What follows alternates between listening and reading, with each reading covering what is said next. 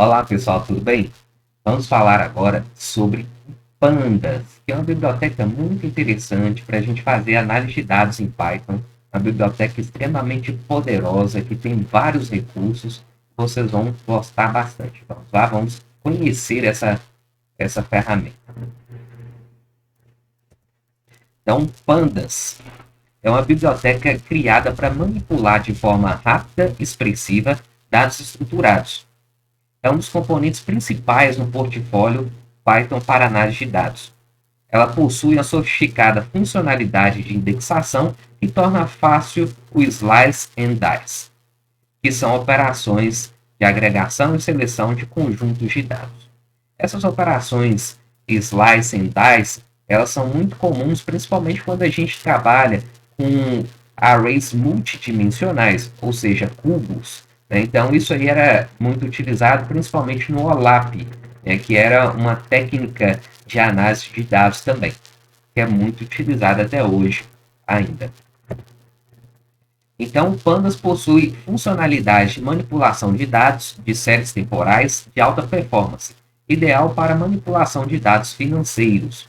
Então, como o Pandas tem essas séries temporais, facilita bastante com que a gente trabalhe com dados financeiros, dados históricos, dados que envolvam datas e valores diferentes entre essas datas, certo? Então, uma excelente opção para DataManch e Riley, que é um processo de converter e mapear os dados em um estado bruto, um formato que permita manipular os dados com a ferramenta de mais alto nível. Então, Pandas, a gente consegue fazer esse processo de DataManch,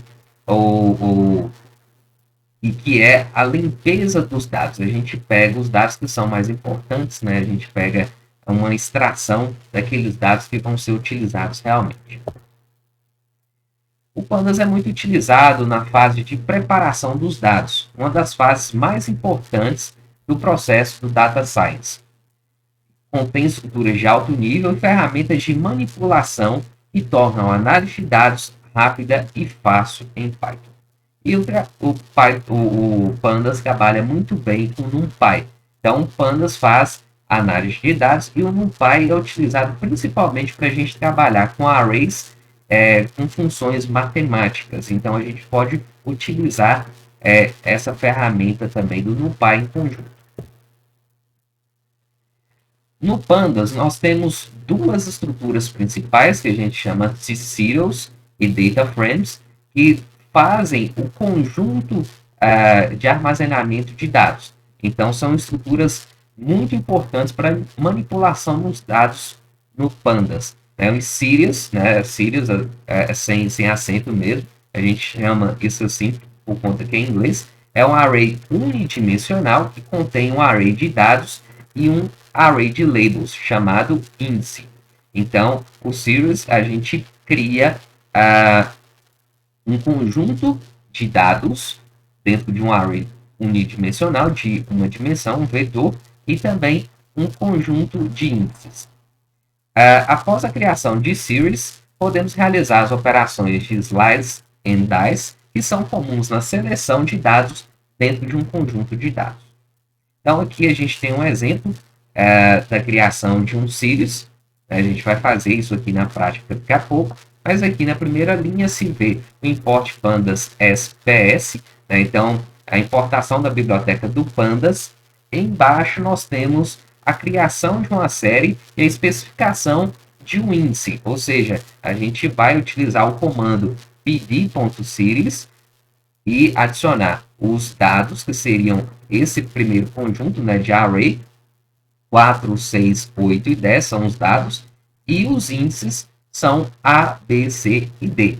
Então, quando a gente imprimir esse objeto, a gente vai ter esse formato aí, A4, B6, C8, D10. Né? Justamente porque a gente colocou os valores, os dados, e depois os índices.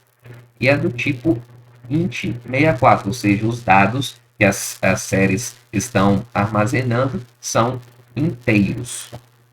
Então, dentro do data frame, né, representa a estrutura tabular semelhante à estrutura de uma planilha do Excel, contendo uma coleção de colunas que em cada uma pode ser um tipo diferente. No caso aqui, o data frame é muito parecido com uma tabela, então por isso que a gente fala que é uma estrutura tabular. É importante a gente pensar dessa forma, porque quando a gente tem vários registros, normalmente esses registros eles são representados por quê? Por uma linha. Então, essa linha tem um conjunto de dados, ou seja, tem uma coluna que representa o código, uma outra coluna que representa o nome, outra coluna que representa um valor. Então, dessa forma, a gente tem uma representação de uma tabela. Então, o data frame, ele segue esse mesmo padrão. Então, quando a gente vai utilizar principalmente arquivos CSV para importação de dados, que é algo muito comum dentro da ciência de dados, a gente vai utilizar um data frame para fazer a manipulação desses dados, ok? Então, é algo muito legal que vocês vão aprender aqui também na prática. Então, nesse exemplo aqui, né, assim como eu falei, a gente vai fazer isso aqui na prática ainda, né, mas mostrando aqui o código, a gente tem a criação de um dicionário. O que é um dicionário? É uma estrutura dentro do Python que é muito semelhante com arquivos JSON. Então, aqui a gente cria um dicionário para armazenar esse dicionário dentro do data frame. Então, aqui, nessa linha 4, né, a gente tem aqui, ó, data, e tem a definição do dicionário, que tem os campos estado, ano e população. Todos esses campos, eles possuem uma lista, que são a lista de valores que nós vamos trabalhar dentro desse campo. Então, o estado, nós temos Minas Gerais, Rio de Janeiro, São Paulo, Distrito Federal, o ano 2016, 2017, 2018, 2019. E a população foram dados aleatoriamente escolhidos aqui, representando como se fosse em milhão, né? Logicamente que é muito mais do que isso. A gente colocou aqui só como exemplo. Na linha 7, nós temos aqui, ó, frame é igual a pd.dataframe data.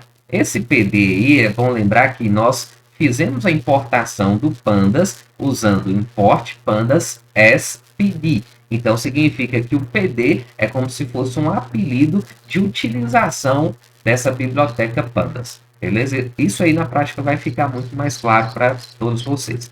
Então, pd.dataframe data. Esse data aqui é justamente o dicionário que nós criamos. Então, é como se fosse uma tabela que eu estivesse incorporando esse data frame.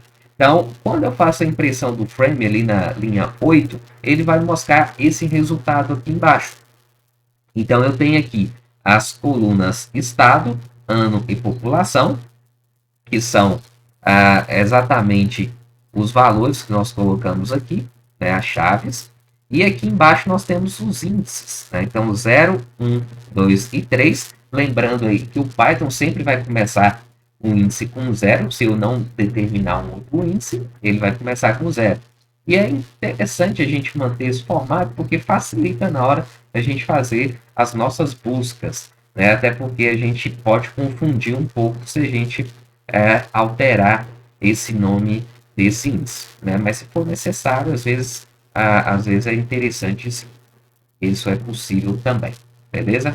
Então, nós temos uma tabela aqui que a gente vai aprender a criar isso também na prática, legal? Então, é importante que a gente tenha essa prática, porque a gente vai aprender ainda muitos outros conceitos sobre o Pandas, né? Realmente o Pandas é uma ferramenta muito interessante, que a gente pode fazer muita coisa, e existe realmente estudo, principalmente da documentação, né? Porque a gente não vai aprender todas as funções, a gente não tem condição de aprender e repassar isso em pouco tempo, né? Então, realmente é algo que tem que ser contínuo aí o estudo, beleza? Então, até a próxima aula, até o nosso próximo vídeo. Grande abraço a todos.